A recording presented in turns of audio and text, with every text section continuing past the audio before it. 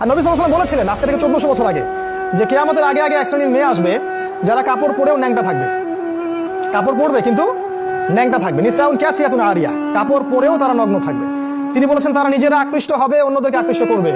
এরা জান্নাতে যাবে না, জান্নাতের কখনো গন্ধ পাবে না। আমাদের নবীজি বলেছিলেন যে দাজ্জাল, এর নাম শুনেছেন? দাজ্জাল আসবে সামনে মানুষের রূপে, অপেক্ষা করতে থাকে। তবে তার অনুসারীরা কিন্তু এখনই অ্যাক্টিভ। তিনি বলেছেন দাজ্জালের সবচেয়ে শেষ অনুসারী হবে এক শ্রেণীর মেয়ে যাদেরকে মুসলিমরা ঘরে বন্দি করে রাখতে পারবে না। বাপ ভাই স্বামী মিলে ঘরে রাখতে চাবে, তো ঘরে থাকো, পর্দায় থাকো, এরা বাঁধন ছিন্ন করে বের হয়ে চলে যাবে। এরা বের হয়নি। বিগত 100 বছরে দেখেন শহরে মেয়েদেরকে আর ঘরে রাখতে পারবেন না। উন্নতি অগ্রগতি কাঁধে কাঁধ মিলিয়ে দেশ ও জাতি গড়বো, এটা স্লোগান দেয় না, দিয়ে দিয়ে সমস্ত জায়গায় আজকে ওরা ঢুকে পড়ছে। শিক্ষা ক্ষেত্রে যাবেন, আপনাকে একটা বেহায়া মেয়ের সাথে বসতে হবে সামনাসামনি। স্কুলে যাবেন, সেখানে জিনা করতে হবে। কলেজে গেলে সেখানে জিনা। চাকরি করতে যাবেন, সেখানেও জিনা। দেশ চালাবেন, সেখানেও জিনা। সব জায়গায়।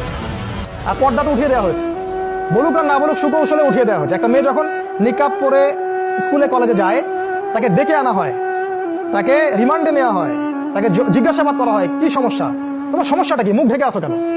ওদের গায়ে জ্বালা শুরু হয়ে যায় একদম। এই দেশে বাস করেন আপনারা, এই সমাজে বাস করেন, যেখানে একটা মেয়ে স্বতন্ত্রভাবে যে স্বাধীনভাবে হিজাব করবে সেই স্বাধীনতা ওর নাই এখন। বরং তাকে বাঁকা চোখে দেখা হয়, এটা জঙ্গি নাকি, বোরখার নিচে কি বোম আছে না, দাড়ির নিচে আবার বোম আছে না। টাকনুর উপরে যখন একটা ছেলে কাপড় পরে, পাগড়ি পরে, জুব্বা পরে, ভয় লাগে ওদের দেখলে। আগে এই ধরনের মানুষকে দেখলে মানুষ সালাম দিত, শ্রদ্ধা করতো, বাসায় ডেকে দাওয়াত করে খাওয়াইতো। এখন ভয় পায় আমাদের কিন্তু মানুষ। আমরা কি ভাই পশু হয়ে গেলাম নাকি? এই কাজটা কে করলো আসলে? আমরা কি বাঘ ভাল্লুক? এই কাজটা করলোটাকে? এই কাজটা করেছে মিডিয়া।